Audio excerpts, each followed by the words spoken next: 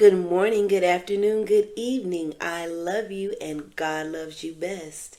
Welcome back to my channel. We are here for another review, and this is for Chasing Orlando, the reunion part 1. Now, I have been off the scene for a minute because I have been very sick. Since I came back from Orlando's Halloween Horror Nights, it was a whole yabba dabba do time. I enjoyed myself immensely, but I came back with a little of the sniffles.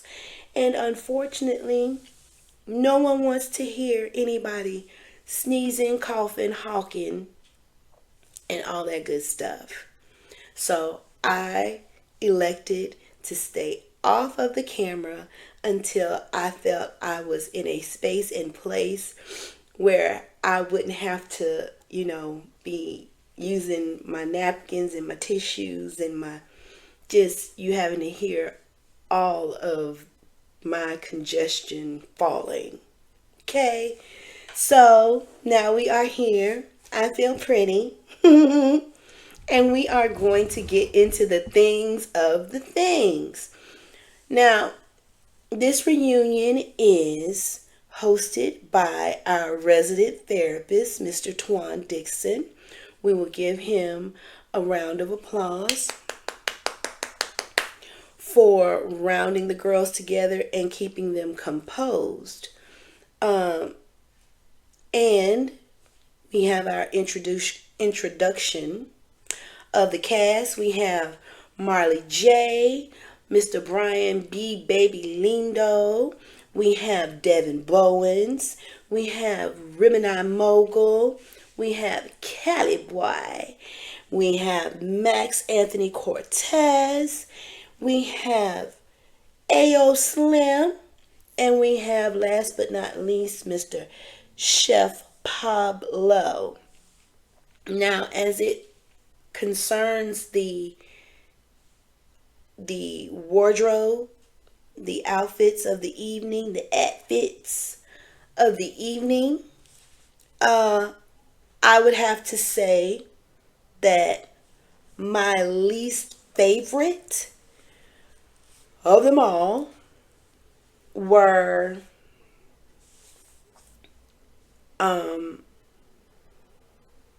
Max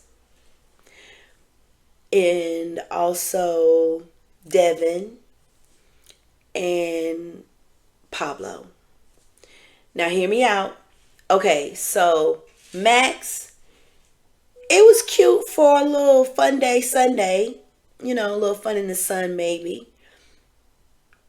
I guess. I don't know about that material, but you came with a cute snatch pair of slides on. I was really trying to get in on them because they look really cute. However, your attire was not befitting of a reunion. So, I don't know, did you come prepared for the pop off? So you could like hurry up and slide up out them shoes. Some people fight better barefoot. I don't know. Um, so I'm wondering because that is not an outfit that Kim Kardashian would wear. Um, and this is totally observational, no shade, but you said that you were aspiring to be that Kim Kardashian that that you've always been destined to be. That was not giving Kim. Um, then we have Devin. Devin, it took me back to when you had on the black and white when you said you looked like a limo driver. Okay. It took me back to there. One, I just don't like that bow tie on you. I don't like it. I don't like it. And so you can put it away and we don't have to ever see it again. We saw it enough for the first season. I don't want to see it in the second season. Um, I would have preferred a sleek tie, a sleek necktie, but not with that suit. It was very boxy. It was giving, for me, it was giving Roblox. Like, just just very Lego, very Roblox. It almost looked like what Kelly Rowland had on the aesthetic. It looked like what Kelly Rowland wore for the um, the speeches that they did with her and Bay, and for Vice President Harris. You know how her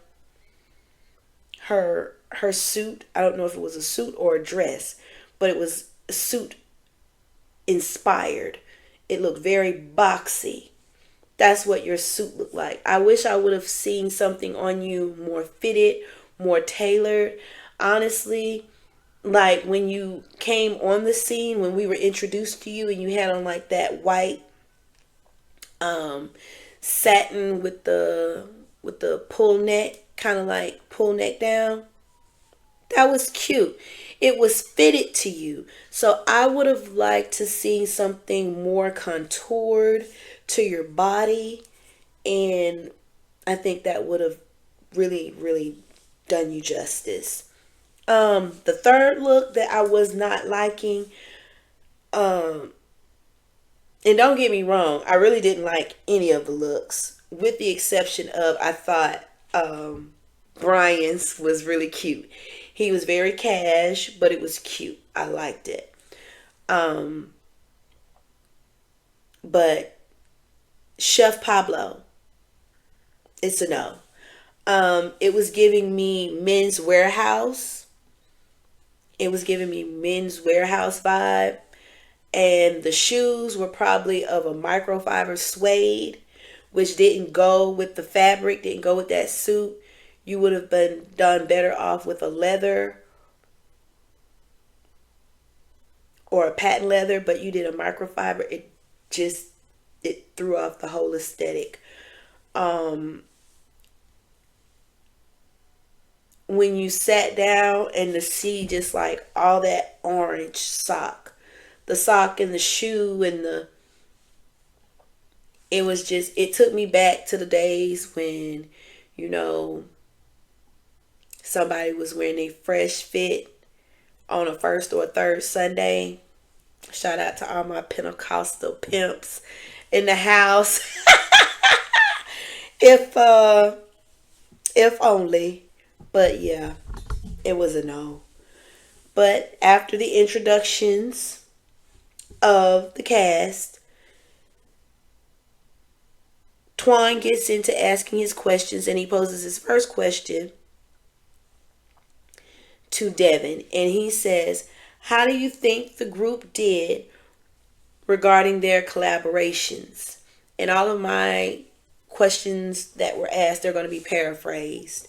Um, and Devin expressed that he feels like the group could have done a lot better, and I concur.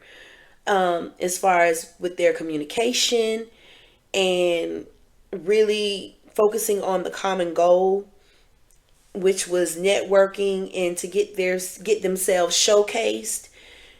We know we got to have a little bit of spice. We got to have a little bit of drama. We got to have a little bit of conflict so that there can be resolution.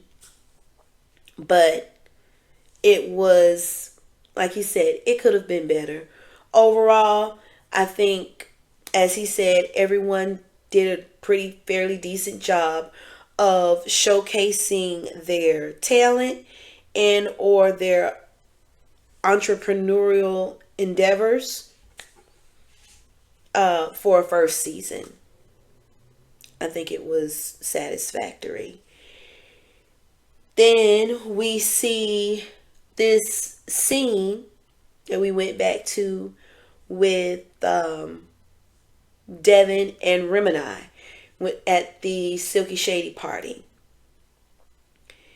And after seeing this scene that was set up and it had Devin and Remini, I was preparing one of the next question to be posed to Devin and or Remini.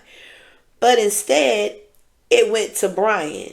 And that just that confused the hell out of me. I'm like, why are we going to Brian when this whole scene was set up around Devin and Remini. Nevertheless, it is asked of Remini, girl, why was you so mad? And she explains, look, for the 100 millionth time, I was not in my feelings about anything. I had already been there earlier. And she came back, as she explained, during the season. So she started expressing how people were saying that, she wasn't even there, she didn't do this, and next thing you know, Pablo interjects and was like, don't keep saying people, put a name on it. And that's when like a little confrontation ensues between Chef Pablo and Remini Mogul, and then they're going back and forth. And next thing you know, we hear the words, bitch, I spit on you. No. No, no, no, no, no, no, no, no, no, no, no, no, no, no, no. Like, I understood. I got it. Because he said something along the lines of like somebody being irrelevant, or maybe something that it was just like trying to put her down, like she was squalor. And she was like, to the contrary, oh, you won't reduce me to that, and you are beneath me so much too. I spit on you. I get it. That is the more uh, less abbreviated version of what Remini was trying to express and trying to convey. Nevertheless, it was inappropriate. And she immediately realized that that was not the thing to say. And she retracted it and she apologized. She said, no, I should have said that. That was inappropriate.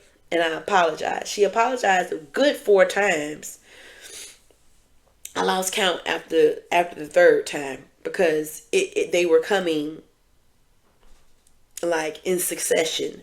So we are audibly hearing Remini say that she apologizes to Pablo. We think that, okay, she's apologized. She's like, I didn't mean for that to come out. It was just that he was just like saying stuff, taunting me. I didn't appreciate it. And bitch, I don't like you. Cool. That's fine. So, next thing we know, things have subsided. Twan's about to pose a question to Devin. And then Pablo needed a moment. So he just broke production, broke the conversation, had to get up, jetted out, and was like, I'm not going to take nobody threatening me. I'm not going to take nobody. And which is valid. You can express, I'm not going to tolerate nobody threatening me, which you did express on the couch. So for you to now blow up again after you've already said, you on me, I don't think so. And now you got to really put some steam behind it. And now you got to jump up and walk out and just break down the whole conversation between the cast. And I was like, see, this is why I have been doing my best to like say less when it pertains to Pablo, because I really thought Pablo was going to be the one that I liked the most. I really like the beginning of this season. I promise y'all, everything I love. Like, I was team Pablo from first impression. I was like, yes, I'm seeing it for him. And okay, I'm seeing it for Chef Pablo. How that so quickly changed. And I'm like, I'm disappointed that it did take that turn, because I just saw so much potential for you introducing yourself to the supporters and audience of the Chasing family. So he gets up, and Dario, who by the way was looking absolutely delicious, your skin was just, ooh, mwah, chef's kiss, no pun intended. But you just looked, you looked exquisite. You just looked absolute, and you weren't even trying. That's what makes it even better. You were not trying, Dario. You were on the clock, but you just look sun kissed, breathtaking, delicious. Okay? You were a beautiful homosexual of the evening. And Dario was the cat's meow of the reunion. So if anybody else crosses my screen and I see they giving what the cast didn't, and Dario was the of the night. And then we get into, after we are able to get everybody back together, and can't go without giving Devin some, because Devin was a little in his feelings too about the little comment, which I thought was just a little too much. Like, Devin, sit down. You could have expressed that on the sofa, but then you had to come back in and be like, we better than that. Y'all need to stop. You just had to give your mother hen words of wisdom, I guess. But then Twine gets into asking Devin, you know, what was up with the colonizer remark? And I appreciate Devin being honest. He said, I can only attribute it to nothing more than my pride. I was being prideful. And if you go back to my review, I think it was probably episode 5 is Cake Gate. I shared that it was that Devin wasn't getting the reactions that he wanted from Remini at the time, and ultimately it made him feel some kind of way. He didn't like it. He felt like he was being punked, and so he was like, you know what? I'm not gonna let her get one over on me. When he could have been like, you know what? Bitch, you could eat my ass upside down. I don't give about you. It's good. I'll catch you. I'll catch you. Better yet, come see me. But I appreciate him attributing it to his pride. He was being prideful. I don't like that Twan wanted to take that, attribute that statement to a mental health moment. We won't do that. Like, first of all, you asked a question. Your question was an open-ended question, Twan. What was the tea with the colonizer comment? Let him respond how he responds. So for you to come back and then say, would you say that any of this was attributed to your mental health? That's leading. That's leading. And you should know better than to do that as a licensed professional therapist. By the way, just want to take a quick cut right here and inquire, what are your credentials? And this, like I said, I'm just curious. Are you in LMFT? Are you in LMHC? Are you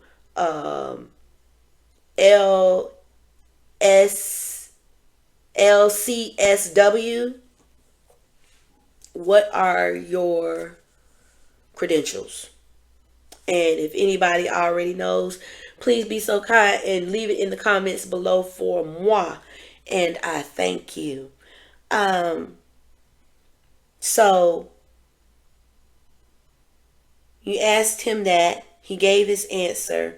Then you come back and ask Cali Boy, why is it that you held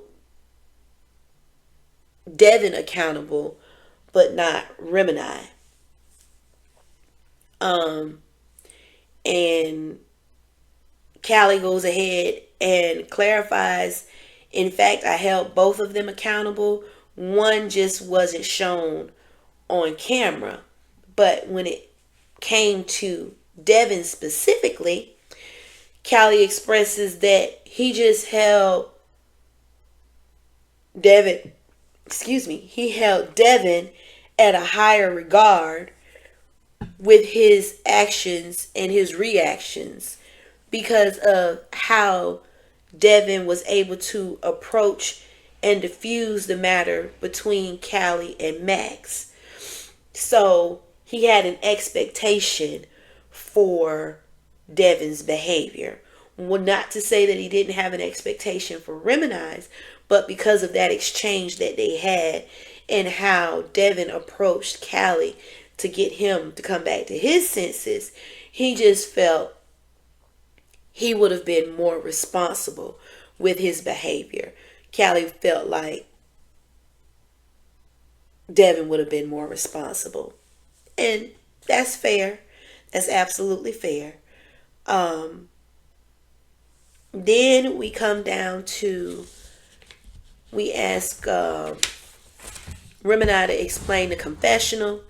She explains, look, at first glance, I accepted it, but I didn't feel like, or I wasn't sure if Devin's apology was really genuine. So I took it with a grain of salt. I told him I accepted it, but I was still, giving him the side eye because it is eternal. Here's how I feel about that. I personally didn't like that you accepted his apology right there, and then in the confessional said, I don't know if you're being genuine. That didn't sit well with me. I'm like, if we really want to dead this, look, everybody has to do their due diligence. Devin did his. He came, he acknowledged his error in detail, and he apologized for it. Me personally, listening to his apology, I felt it was sincere. Now, maybe Remini had reason for reservation, but I felt like his apology that he gave was sincere. And then, but Remini expressed that, after the cameras cut and they have had a time outside of the filming to converse, and she knows that now Devin's apology was sincere. And so that's what matters. And they are in a good space, in a good place. They both reached out to each other during Milton to check on each other. And I think that is beautiful, and I commend them both for being adults. Now we move on to a part that was a little bit more sensitive, and it had to do with Brian and his status. And Twan asked Brian, was it difficult opening up to the rest of the cast about your status? And Brian expressed that it was in fact not difficult. But when he tries to elaborate on his feelings and or thought, he gets choked up. And I mean, I can understand to a degree him, being emotional about such a subject. But his friend Pablo jumped in and spoke highly of Brian's courage and how he has been so transparent And he seems like such a peaceful being and such a kind being. That's what I like seeing about Brian this season, especially when he was, ass down, face up, not in twerk mode. Just to see him when we got to see him with his friends when he was doing his public service announcement, that's what drew me to him even more. And it was said a little bit, like, well, um, you could be you around here, and I'm just saying what some people might have said. You around here slanging sick ass everywhere. And my thing is this. He let you know.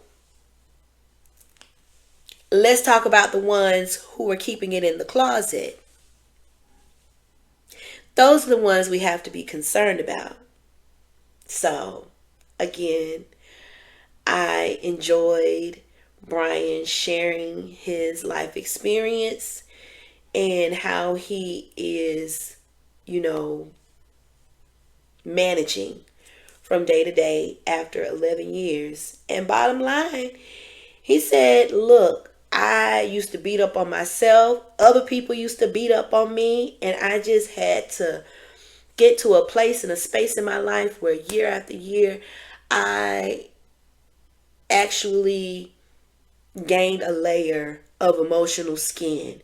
And I got to the point where I was like, you can suck it. Suck my dick. And that's all that needs to be said on that. So then we have Ayo and his baby and finding the balance. He said finding the balance is difficult. And then Pablo gives Ayo words of encouragement as it pertains to parenthood. And bottom line told him, keep your head up. You're doing a great job. And don't let nobody tell you otherwise.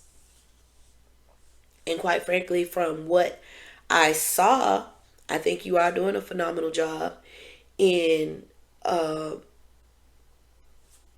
tackling and balancing your professional life and your personal life regarding parenthood. So kudos to you, Ayo, and keep up the good work. Then we have a brief discussion about Remini's departure from the Savoy and her estranged relationship with her father. Remini and her father have not spoken in over a year. That is a long time to not speak to the one who supported you at first. And what stuck out to me is when Remini expressed that she gets really emotional about it because she knows, and I quote, my dad really did love me. Did you form that statement as a past tense, Remini, because you are no longer certain if your father still has that same love and adoration for you? Or did you form that as a past tense because you believe that your father no longer loves you? Whatever the reason, I want you to take Twan's advice and be open to healing, be open to reconciliation. Don't be afraid to reach out. Don't wait for your father to reach out because you feel like he's the parent and he should know this. We are human and we are flawed. So while that would be ideal, do what you feel like you think is best. And right now, I think it would be best that you just, the holidays are coming up. We got to give thanks. So don't be afraid to reach out. And if it's nothing but let your father know that you're thankful that you have him as a father, and that, you know, you still love him. Happy Thanksgiving. Because Rem and I did share that her father battles addiction. He suffers with alcoholism. And so, with the father having to deal with his own demons right now in life, he may have lost his way and just gotten so just consumed with his addiction that life happened, and it wasn't that he didn't want to be there for you, Remini. It may just be that he could not be there for you. So, knowing that your father does have this illness, it would behoove you, if you're in a good space and place in yourself and in your life right now, to reach out and do a wellness check on your dad, because that's the only one you're going to get. And you don't want to live in the shoulda, woulda, couldas. Okay? So I appreciate Twan's insight that he shared about being open and not being afraid to reach out. Then we go on to Pablo's update as it pertains to his life. He shared his update with parenthood, and he also shared his life update with his mother, whose health is touch and go, to say the least. He expressed that he does a lot for the care of his mother. And so he says right now he doesn't work a full-time 9 to 5. That is his full-time job. And while I don't fuck with Pablo, I can definitely acknowledge where he is and what he has to do to maintain. And I can say big ups to you, Pablo. And my prayers are with you. And all I can say is keep your head up. Then we talk briefly about Max surviving DV, which is a feat. And basically, it's asked of him, how did he escape? How did he get out of it? And while it was not easy, he shares that he opened up to a friend of his that he had been close to. They had a very close relationship. They had been friends for over a decade, not over a 10-year decade max, just over a decade or over 10 years, because 10 years is equal to a decade. Deca is the prefix for 10. Like a decagon, 10. So I just want to put this public service announcement in there, because I have been trying to be really patient with the communication and how people convey their thoughts and ideas and feelings, because I can tell that I don't want to say education, but a focus on grammar, a focus on just the basics of linguistics have been neglected. Um, and it's really disheartening, especially when we get into the issues after Cake Gate was brought up, and Max politely goes into his little sash and pulls out his iPad to prove that he did in fact produce a professional. It wasn't a point that it was professional. It was clear, and it was a visible photograph to be added to the cake. Um Ayo says, look, um it wasn't intentional. My cousin did the cake. It was a 24-hour turnaround job, so it was a rush job for her. But he felt like, knowing my cousin and their skill set, they're gonna make it do what it do. It's gonna be on point. I'm gonna get this cake upstairs upon delivery, get it in the fridge, and yo, it's just gonna we gonna be cool. Um, that in fact did not go that way, and then we have Max saying that his face not being on the cake was giving bully.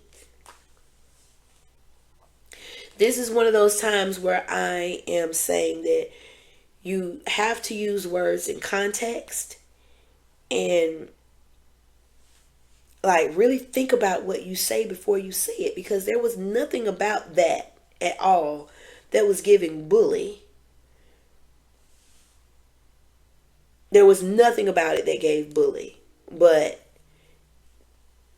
you're going to stick with that narrative, so we're going to agree to disagree. And then when you start talking about, oh, without me, y'all wouldn't be on the show. And Ayo had to let you know, we don't know you. You're not even from the state of Florida. I added that. But you're not even from the state of Florida. You hail from the state of Ohio. We don't know you, sir. And then to go on and proceed to say, I have a real career. See, you say these very pointed, very demeaning things to people, and you say it with the anticipation that no one's going to rebut. But you got a very, very intense rebuttal to your statement when you said you work at a gas station, and I guess that was supposed to be pointed towards Callie. He got up out his seat on you again, sir, and let you know that I do not in fact work at a gas station. I own a chicken restaurant. Own. He owns a fried chicken restaurant.